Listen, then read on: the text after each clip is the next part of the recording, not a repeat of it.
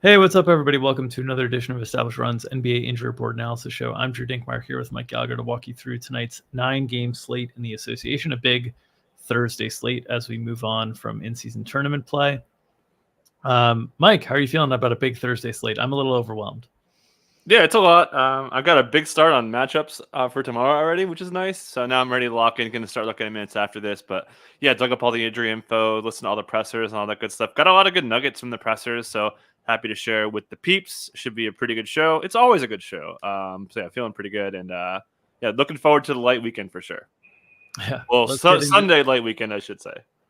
let's get into the injury stuff game by game so I can get back to the projection work that I so dearly love. Portland side of things.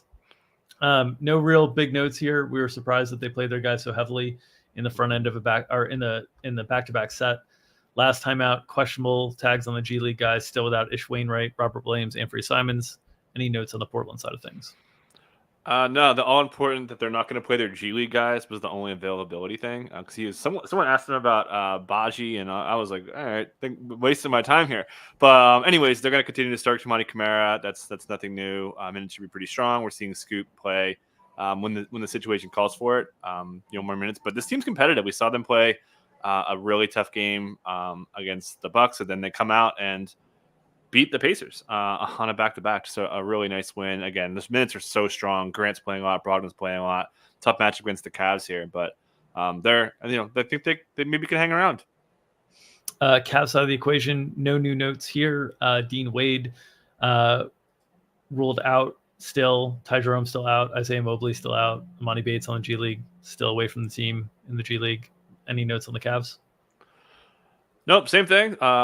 Only availability. I don't know. There were a lot of G League questions today from the pressers that I went through last night. But yeah, anyways, minutes are solid. No more minutes limits for Donovan, Jared Allen. Darius was never really on one after his neck got right.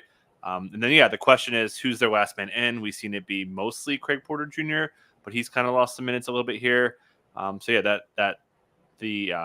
The 8 is really solid, and then the 9th, whether it's Craig Porter Jr. or Tristan Thompson, probably Craig Porter Jr. here to maybe alleviate some of the Malcolm Brogdon, Shane Sharp, and maybe Scoot on-ball defense. I think that makes some sense. So I would lean him being the next guy in, but very little to take away from there.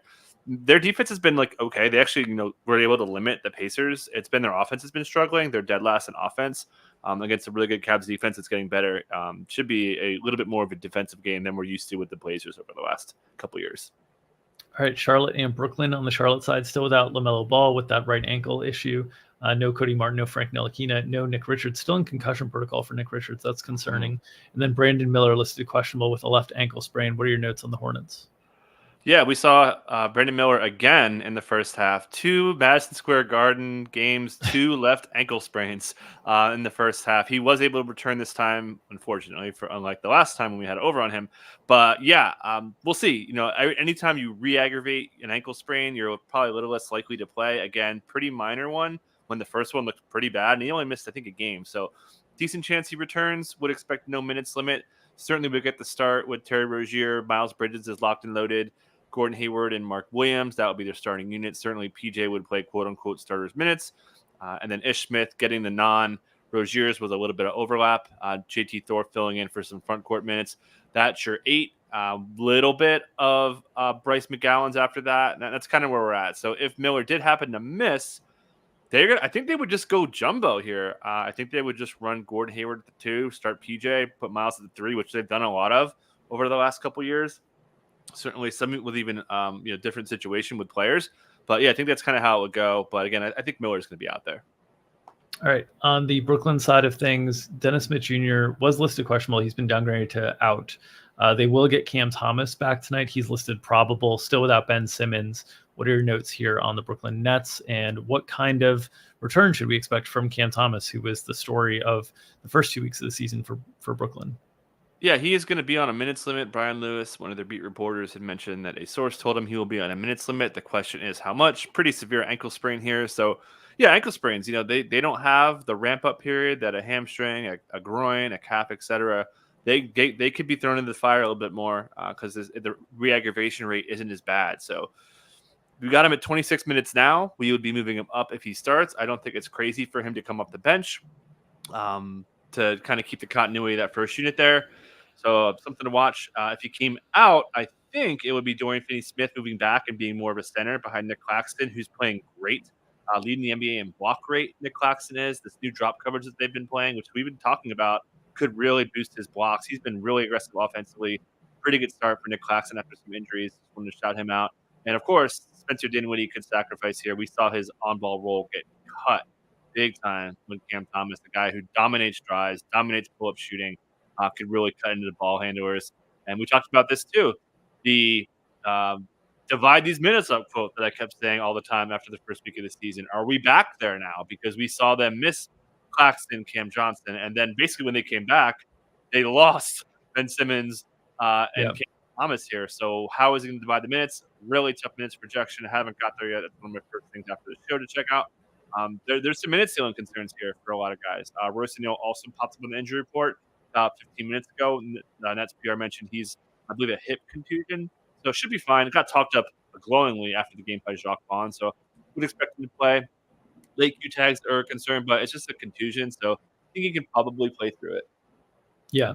Difficult, not only from a minutes perspective, but trying to figure out the ball handling and the roles and responsibilities as well, because it's different when Cam Thomas and Ben Simmons are starting for Spencer Dinwiddie compared to if Cam Thomas is returning and he's off the bench. Like all this stuff is a little bit challenging to kind of sort through. Definitely been one of the focal points this morning for me as well. Detroit and New York. On the Detroit side of things, Bojan Bogdanovic gets upgraded to questionable. We have a source off between Shams and Woj here. No other real big injury notes here. Still without Joe Harris, Monty Morris, and the G Leaguers. What are your thoughts on Detroit tonight? Yeah, good old-fashioned source-off, baby. Adrian Wojnarowski had mentioned that he has a looming return. That's Bojan as soon as Saturday. Shams saying he could return tonight. So, saddle up. If you're Team Woj, you're rooting for no Bojan. If you're Team Shams, you're rooting for Bojan to be out there tonight. He's late on his target date. He was supposed to miss the first 4 weeks of the season, a little bit past that. He's been full practicing since November 21st, so he's over that for a week. So definitely a chance and a pretty good one. The evidence is in Team Shams' corner here, based on timeline and return to practice date and all that stuff. So this is a big one here. This is one of our biggest source offs of the year, it's funny because Shams came out, Woj came out, and then Woj came out again with the story and the link on Saturday. So. Yeah, anybody who's big into NBA news, this is a fun one. Sorry, I got too obsessed. Let me give the. How does it actually impact the team? This is an injury analysis show, not a newsbreaker analysis show. There's a lot of questions here. The first question is how big do they play or how small do they play? Bojan's more of a stretch four, especially in the Utah days. Do they play him as more of a four? Would they dare bring Isaiah Stewart off the bench, which I think makes the most sense? So that would mean bye-bye Weissman, bye-bye Bagley, no question. Easy game, which makes a ton of sense. I don't know if they're going to do that. Stewart's been starting. They like him, yada, yada, yada. The other question is, do they play Asar Thompson as more of a two, right? That would be bad news for Jaden Ivey, bad news for Killian Hayes. Marcus Sasser would go bye-bye. Alec Burks' minutes could be in jeopardy. So very push-pully on how they want to use him is whether it's a 3 or a 4. I don't think they would dare take Asar Thompson out of the starting lineup regardless. So it's just a matter of if they want to start him, do they put him and move guys that way or that way. I think I made that pretty clear. Or they could bring him off the bench, of course, and kind of just ramp him up that way. Coming off a calf, so that's a ramp-up period. So he'll definitely have a minutes limit on him. We got him at 22 right now. And if he starts, we probably come up a little bit because, as I mentioned, really out for a while. Been practicing for over a week now. So he could be, mid-20s, but we got him at 22. A lot of questions. Really, their whole entire second unit. I think Isaiah Livers is going to play behind Asar Thompson kind of regardless.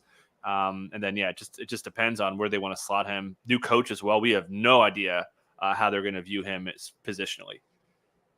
Yeah, this will be really interesting to see. Also, does Isaiah Stewart just become a backup center at this point? Like all this stuff is a lot of moving parts here with a coach that's very unhappy with his team's performance. So we could see some severe downsides in this one. Knicks side of the equation, we've got a probable tag for Ryan Arcidiacono as the lone note on the Knicks injury report. Not an issue for projecting the rotation. Any other notes on the Knicks? No, just rebounding, man. They are rebounding the piss out of the ball every night. They're just crushing on the glass. I think their last 10. They're at like 33 offensive rebounding rate in half court.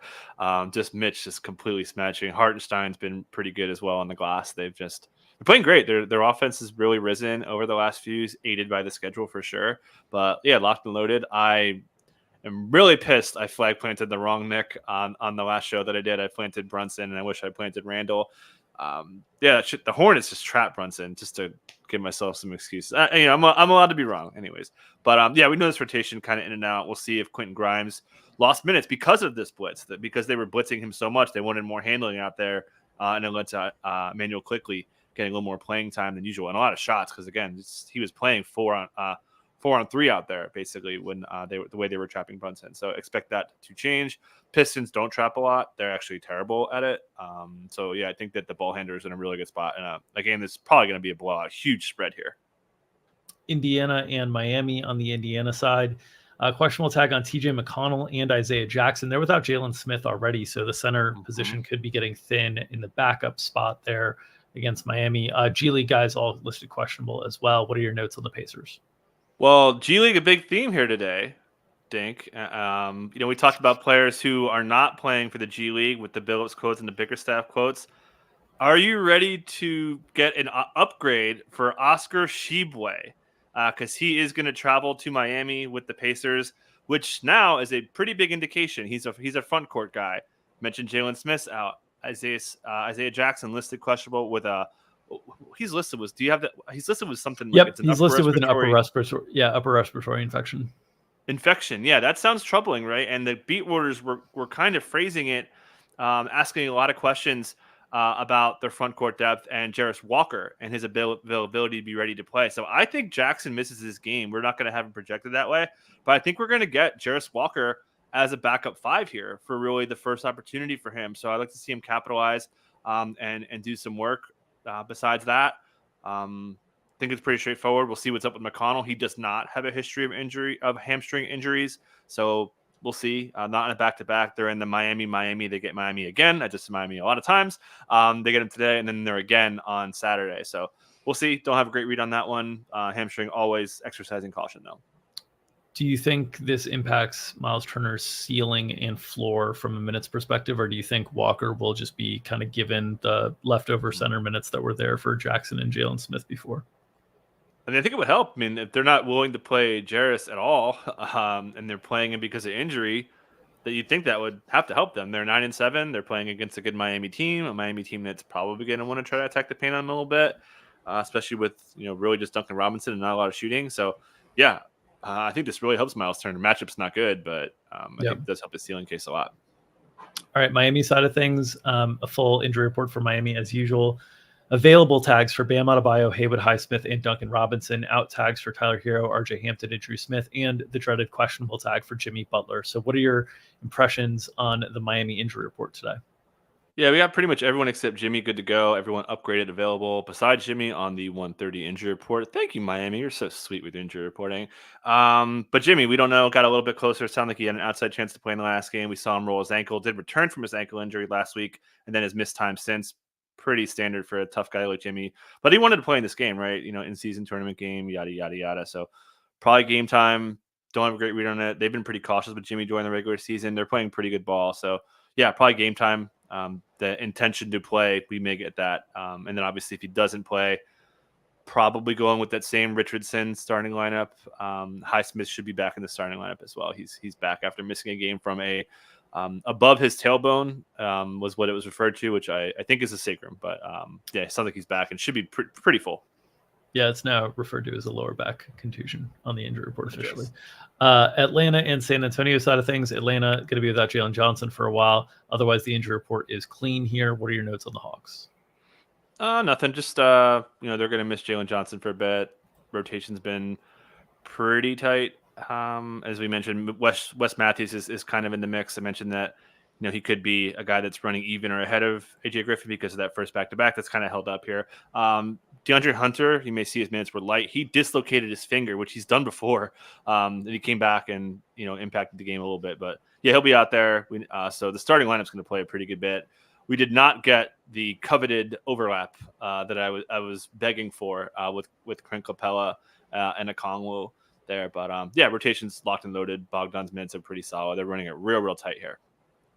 San Antonio side, front end of a back-to-back for them. Jeremy Sohan listed probable on the injury report, and Victor Wembanyama listed questionable with right hip tightness. What's your read on the Spurs situation tonight? Yeah, back-to-back here, so certainly could see Wembanyama missing this game. They're playing New Orleans tomorrow, so short travel there. But yeah, I don't have a great read. Probably Sohan. I mean, I would just based on the reporting and the tags, Wembanyama out today, Sohan out tomorrow. Would be how I would read it. We're gonna have everyone in, of course, but yeah, and this is just what the doctor ordered for Atlanta. Really quick, the Spurs are dead last in transition defense, and Atlanta plays the fastest or second fastest. They're always kind of oscillating between them and OKC, but yeah, Atlanta's going to score so many points tonight. So we'll talk more about them for sure. But if Wemby is out, I think they start Jetty. They've been subbing in behind him. Pop called him, I think, a go-getter about a couple weeks ago, so I expect him to start. Obviously, if Sohan gets downgraded somehow, some way, they would probably just start Trey Jones there. So yeah, pretty good. If the Spurs could hang, this could be one of the sneakier games on the slate. Jeremy in chat asking if Vassell's minutes will ever get extended. He continues to come off the bench with Malachi Branham starting. What are your expectations there? Probably starting, right? I mean, we saw this last year. We're like, okay, they're still bringing him up the bench. Very Chris Middleton-y with respect to how long we're waiting for it to come up. So, yeah, maybe this is the day. Not confident. There's been front end of a back-to-back a little shaky on that note. I could see them sit him tomorrow, though. Yeah. But I guess my point would be if he's not starting, I think this minutes is about the same. And it's because of the back-to-back that he's not starting. And I would assume that once we get past the back-to-back period, he would start. If he is starting, it's possibly a signal that they could play him full minutes. It could still be managed minutes and then managed minutes tomorrow. The back-to-back does add some difficult context to that question as well. All right, Lakers and OKC. Lakers have not yet submitted. They're on the back end of a back-to-back. We're expecting the normal Anthony Davis probable, LeBron James questionable tags. Any other notes on the Lakers? Yeah, we did get Cam Reddish back. Was on a pretty hard minutes limit. Not surprised. Coming off a groin injury that looked terrible when he suffered it earlier this month. So expect a minutes limit, possibly sit. I wouldn't be surprised if they hold Cam Reddish out. And as we mentioned, we were kind of on this that they were going to, and I really am mad at myself for not betting this -7 line with how badly the Pistons are playing. But they went out there, keep the minutes a little shorter. We saw LeBron's first half minutes come down a little bit, and then just hope to smoke them, and worked out perfect. Kept the guys in check, except for D'Angelo, who went for a season high 35. Nice over, easy over for us. But yeah, we'll probably get the BSQ tag. I wouldn't consider it a true fake because it is a back-to-back set, but expect them back. Probably tag on AD. So the next question is, I think Max Christie starts again. They seem to be pretty comfortable with that for now. There was some commentary from Darvin Ham saying they want to kind of give him a little bit of a look here, especially with Cam Reddish likely on a minutes limit there. So expect the same starting lineup. Christian Wood, Reddish, Austin Reeves covering most of the 8-man. Then we'll see if Jackson Hayes, who had dinged himself up, he'd also could pop up on the injury report. Just going to keep an eye on him. It does seem like Christie and Reddish was like kind of a pure split, that they were like trending towards 24-24. So just be aware that, Christie starting, there's probably not one big winner between that twosome. Oklahoma City side of things, nothing on the injury report there. Usman Jang, Keontae Johnson, G League guys listed out. Any notes on the Thunder?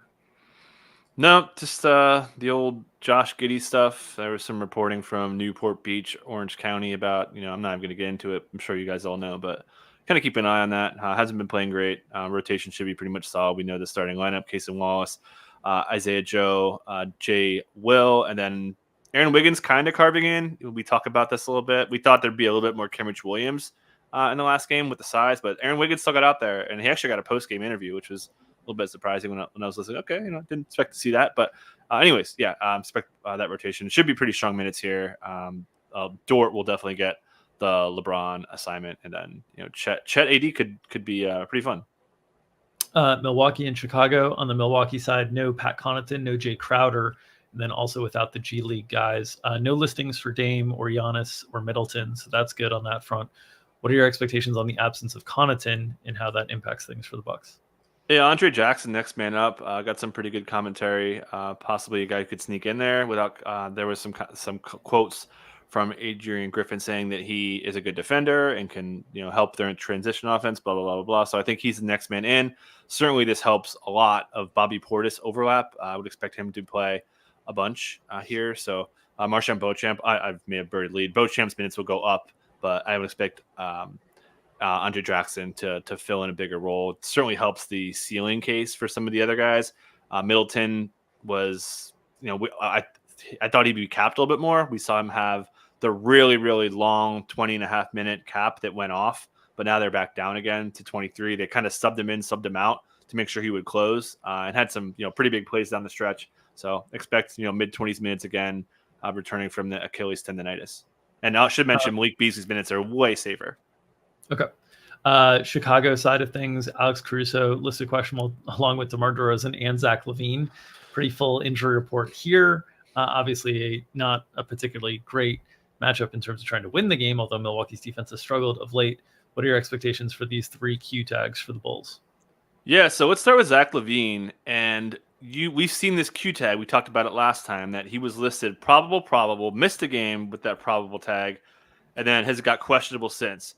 And he's been playing fairly normal, excluding blowout. But last game, he aggravated this foot injury. Billy Donovan kind of suggested he could miss. So this is not a fake questionable tag. He could certainly miss this game. Keep an eye out for Zach LaVine.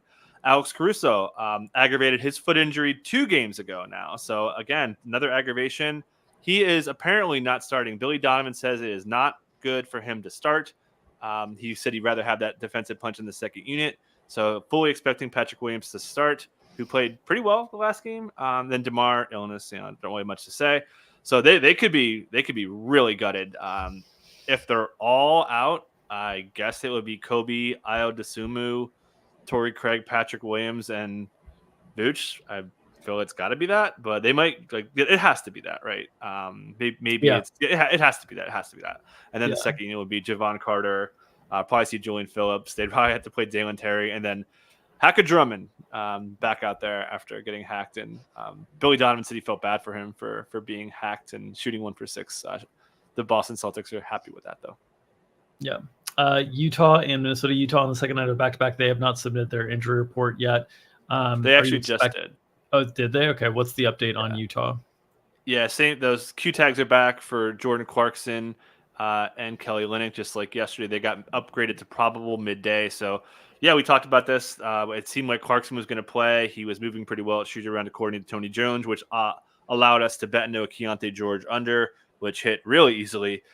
So we'll see. Don't have a great read on the situation yet. We're not going to get shoot around info for the back-to-back, so we'll be going kind of in the dark here. But, Clarkson looked fine. Olynyk looked fine. Definitely could see them sitting in a back-to-back to maybe play some of their younger guys.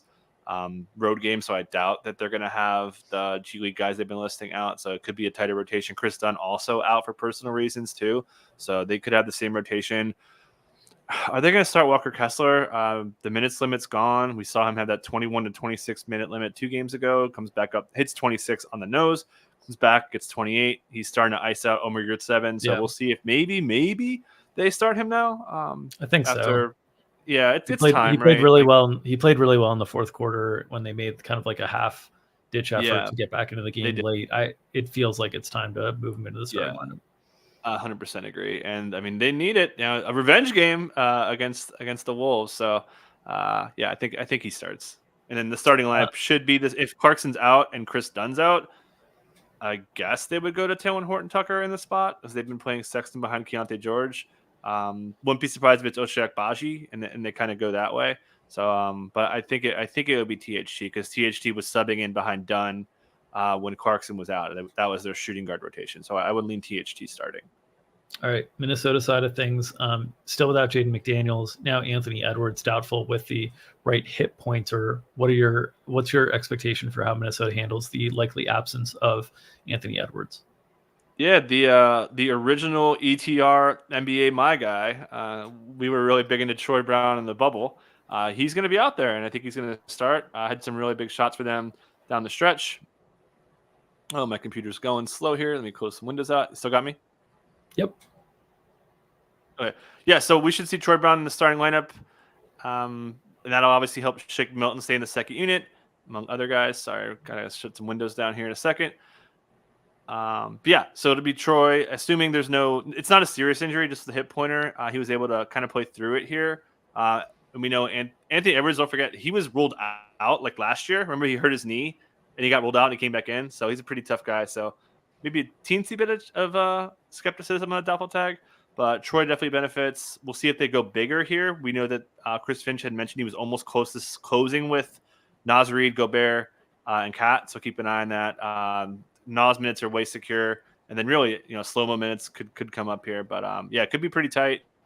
And a game they should handle. Utah is just terrible. Yeah, I think that's the main reason I'd remove any skepticism on the doubtful tag. Is just it seems like a game to get you can get Rudy as much as he can eat at the rim here.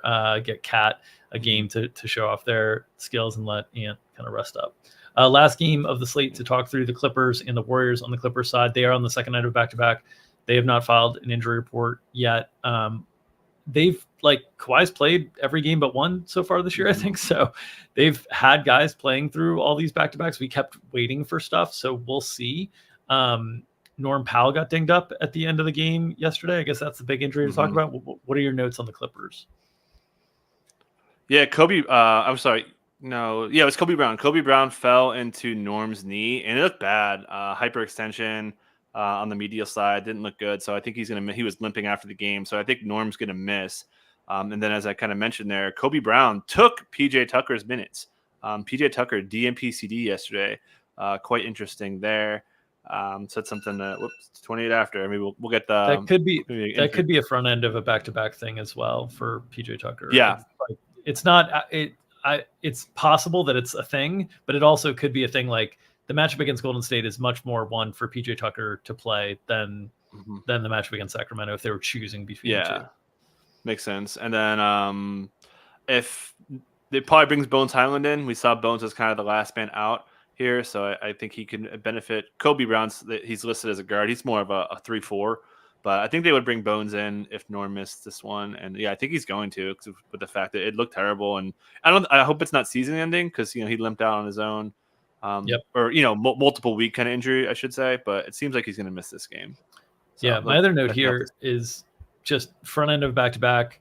You're up by 20 going into the fourth quarter, and look at the minutes numbers that you got on these guys here. Paul George 40, Kawhi 37, James Harden 39. There's not a lot of trust in the second unit guys just naturally, and I think that Denver game that they gave up a lead that they were kind of in control the whole game has influenced things here. So I'm interested to see that injury report when it does come out because these were big minutes to log on the front end of a back-to-back.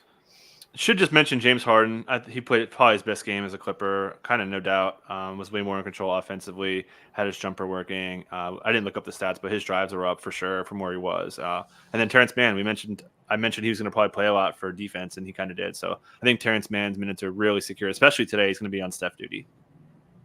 All right, Golden State side, no Chris Paul tonight, no Gary Payton as well. How does that impact the rotation? Yeah, not good. Really tough. Loss, blown lead, and you lose Chris Paul, and you lose Gary Payton, who's been awesome. And they're going to miss Gary Payton for a while here. So the good news is Andrew Wiggins looks to be back. Kerr said that this is kind of coming, and the stats bear that out, and the play bears it out. But just an awesome game from him. So yeah, Moses Moody, he's next up. They're going to certainly start Steph, Clay, Wiggins, Looney, Draymond. They're the best lineup in the NBA last year. Bench, they'll have Dario. We saw a little bit of Dario overlap with Looney, so they'll probably play, almost 60 minutes together, maybe even a little bit lower than that. So those guys will cover the front court. Kuminga will be mixed in, probably a little bit longer leash there. Moody, and then Corey Joseph. We know whenever someone's missing, whether it's Steph or CP, he'll be in the rotation. Next question, does Pods come back? I don't know. I don't think so. Just kind of gave out 10 guys. Yeah, so I think 9. So that's their 9. Maybe we see Pods here and there, but I think they kind of keep it mostly tight with those 9 guys. All right. That'll do it for this edition of Established Run's NBA Injury Report Analysis Show. Big slate to digest, a lot of news and information. Hopefully we put you in the right direction to start crafting your DFS lineups. If you want to check them out. There. Yeah, we can give that away real quick. What do you got on the Lakers? LeBron's got the Q tag. And then let me see here what else we got. Scroll. Oh yeah, Q tags galore. Cam Reddish Q tag. Jackson Hayes, I mentioned he got dinged up. Q tag. Anthony Davis probable tag. Max Christie calf contusion Q tag. So they are loaded up. For Q tags. But those guys also. So if I had to rank most likely to play, obviously AD 1. I would say LeBron 2. I would say Jackson Hayes 3. But that's where the gap is. I think those guys are almost certainly in. I think Jackson Hayes has a chance to miss. I think Cam Reddish has a chance to miss. We got Norm Powell questionable. I think he's not playing.